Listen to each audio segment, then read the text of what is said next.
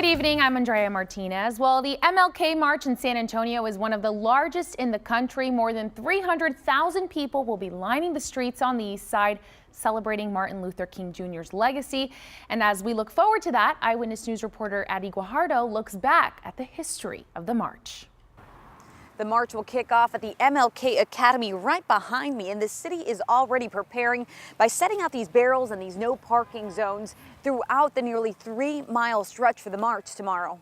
The march goes back to 1968 when Reverend Callie started a march to bring attention to things that needed to be fixed on the east side. Reverend Callie's leadership helped create one of the largest Martin Luther King Jr. marches across the nation to honor and celebrate his legacy and the imprint he left behind.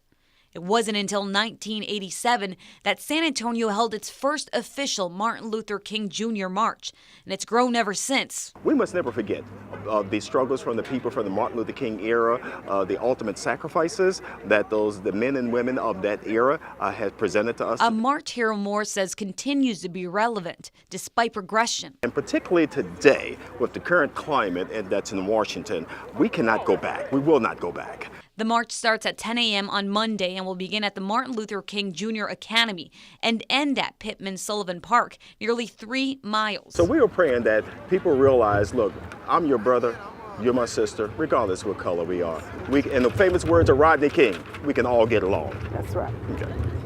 Now, thousands of people are expected at this march, so if you don't want to battle the traffic, try VIA. They'll be offering free rides. Adi Guajardo, KENS 5, Eyewitness News.